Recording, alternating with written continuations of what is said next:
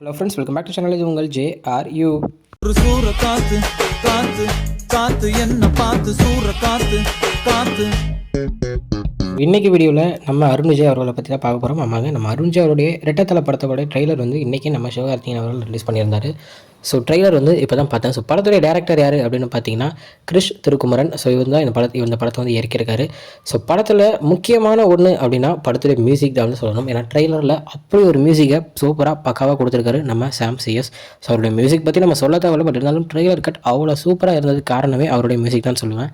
So trailer பார்க்கும்போது இதில் வந்து ஒரு டபுள் ஹீரோ இருக்காங்க அப்படின்ற மாதிரி நல்லாவே தெரியுது. ஸோ ஒரு டுவெல் ரோல் இருக்குது. நம்ம அருண் விஜய் 2 ரோலாக பண்ணியிருக்காரு அப்படின்றது ட்ரெய்லரில் காமிச்சிருக்காங்க. அண்ட் படத்தோட டைட்டிலும் நம்மளுக்கு அதை தான் சொல்ல வருது. ஸோ அப்படி இருக்கும்போது படம் வந்து இதுக்கு முன்னாடி அவர் நடித்த டுவெல் ரோல் உள்ள கதைகளாக இருந்துடக்கூடாது அப்படின்னு தான் ஃபேன்ஸ் எதிர்பார்க்குறாங்க. நானும் அதே தான் நினைக்கிறேன்.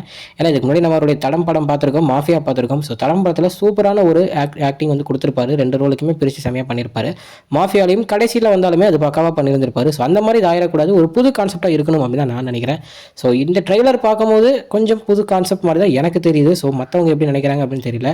ஏன்னா ஒரு சூப்பரான ஒரு ரோல்ஸ், அதாவது செமையான ஒரு ஹேர் ஸ்டைலாக இருக்கட்டும், அவங்களுடைய இந்த வேரியேஷன் காமிக்கிறதா இருக்கட்டும், இதுக்கு முன்னாடி பார்த்தது இல்லை அந்த மாதிரி தான் இருக்குது. பட் இருந்தாலுமே நம்ம வந்து ஒரு லுக்கை வச்சு சொல்லிடக்கூடாது. ஸோ கதையில் லைட்டாக இதுக்கு முன்னாடி அவர் நடித்த படங்களோ ஏதாச்சும் ஒரு கதை வந்து தெரிஞ்சிருச்சுன்னா படம் வந்து ரொம்ப அப்படியே ட்ராப் ஆகிடும். ஸோ அந்த மாதிரி இல்லை அப்படின்றது தான் எனக்கு இந்த ட்ரெய்லர் பார்க்கும்போது தெரியுது. ஸோ நீங்கள் ட்ரெய்லர் பார்த்துருப்பீங்க. ஸோ நீங்கள் என்ன நினைக்கிறீங்க அப்படின்றதையும் மறக்காமல் சொல்லிடுங்க. தென் அதுக்கப்புறம் இந்த ட்ரெய்லரில் வந்து பார்த்தோம்னா ஏகப்பட்ட ஆக்டர்ஸ் உள்ளே இருக்காங்க அப்படின்றத ட்ரெய்லரில் செம்மையாகவே காமிச்சிருக்காங்க.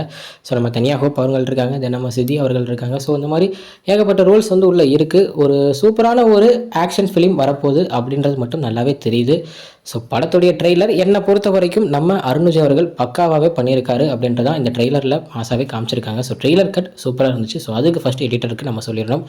ஸோ உள்ளே வந்து பார்த்திங்கன்னா நம்ம பாலாஜி இருக்கார், ஏகப்பட்ட ஆக்டர்ஸ் இருக்கிறனால ஒரு புதுவிதமான ஒரு கான்செப்ட் தான் இருக்கும் அப்படின்னு நான் நினைக்கிறேன். நான் எதுக்கு அதை திருப்பி சொல்லணும்னா, ஏன்னா பழைய கான்செப்ட் வந்துட்டால் படம்குள்ளே ஃபுல்லாகவே வேஸ்ட்டாக போயிடும். அப்படி தான் நான் என்னோட ஒரு பெர்ஸ்பெக்டிவான வியூவில் பார்க்குறேன்.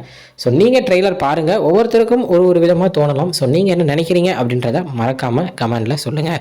ஓகே ஃப்ரெண்ட்ஸ், இதுதான் இன்றைக்கி இந்த ட்ரெய்லர் பற்றின சின்ன ரிவ்யூ வீடியோ. இன்னொரு உங்களுக்கு பார்க்குறேன். அது வரைக்கும் உங்களது இருப்பது உங்கள் Jaswin. Bye friends. Next video மறக்காமல் நம்ம சேனலை சப்ஸ்கிரைப் பண்ணிக்கோங்க. பாய்.